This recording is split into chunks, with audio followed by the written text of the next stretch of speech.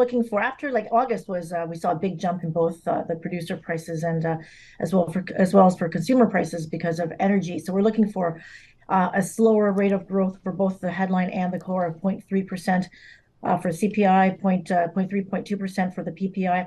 I think overall, as long as it comes in within, a whisper, I guess, of expectations, the Fed should be fairly comfortable with that. But I think right now the new twist, and sometimes I feel a little bit weird just talking about the data, just given everything that's going on across on the other side of the world now. So I think right now it's the Fed is going to be more cautious in what it says.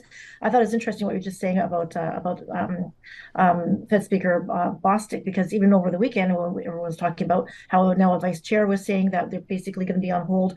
One of the more hawkish Fed members from Dallas also said that basically the financial markets are doing the job for them. Not their words exactly, but that's basically what they're implying. So it seems that they are going to be more firmly rooted, I think, on the sidelines, especially given all this violence that's happening over in Israel right now. Well, I mean, I feel like they had the same kind of plan as Mike Tyson, right? As soon as you get punched in the face, it changes. And if we get a PPI number that's high tomorrow or a CPI number that's high the next day, this Fed's data dependent, right? So what's the most important data to be watching? I think for this week, it's definitely going to be on the CPI front for the core measure. And as we know, it's not even as much as simple as just core anymore. They're looking at all the different components, like the goods side and the services side. And if they start seeing an increase there as well, I think they'll be a little bit more alert. But again, they have to be more cautious because this is one time when there is so much conflict. If it's not just in Russia and Ukraine, but now in Israel. And of course, some of the domestic issues right now playing out in the U.S. House, all the strikes that are going on. There's just so many balls in the air that I think they're going to be more cautious in terms of not wanting to rock the boat too much. So, Jennifer, given kind of what we see out there in the inflation, it's moderating. Hopefully, we'll get more confirmation of that this week. What is the BMO call on just the economy? I mean, is this economy that can land softly, or is a recession still in the cards?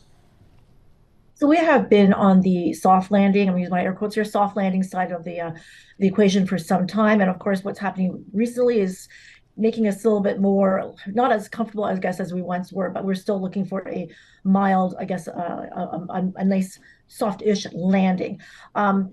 Jobs report last week, like that blew everyone away. My first reaction was, oh, come on, we're still being beat by these, we're still being surprised on the upside for these jobs numbers, just again, showing how resilient, and hopefully it's not sounding too boring anymore, but that resilient word is still being used and being used to apply to describe the U.S. economy. So I think that is still shaping up to help that soft landing story.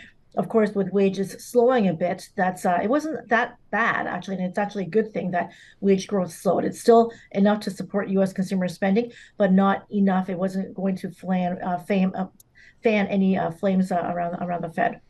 Hey, we just saw some strikes in Canada now. GM workers striking there because they can't get the same deal as Ford. Of course, we have strikes here in the U.S. that continue to go on. How do you expect that to affect the economy? Whether it results in, I guess, supply issues driving up car prices or wage issues when they finally get a 30% raise.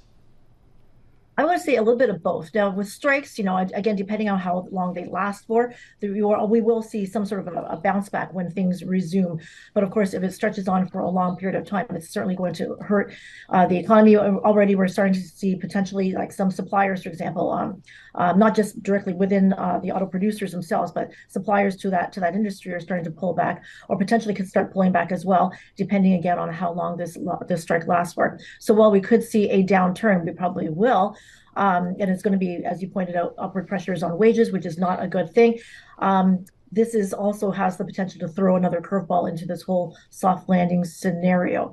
At the same time, it's got to be, both sides have to agree, right? So it can't be too outrageous, I don't think. So, but overall, you're seeing more of these strike actions take place, and of course, we saw the one of the writers' strike that ended earlier this weekend, which is good news. But then you see other things playing out. Like I think Walgreens pharmacists, for example, were already striking as well for are walking out on management apparently in several parts of the country. So just a lot of more worker unhappiness, I guess, being shown to management.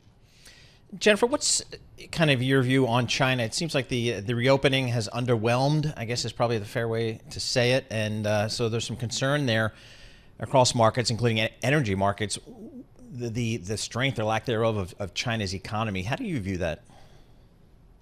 So the first quarter rebound, which seems way back when, was actually very strong. But of course, that fizzled very quickly. Things went downhill fairly quickly, and now, but it seems to be, and again, I've only seen some of the August data and a little bit of their September data.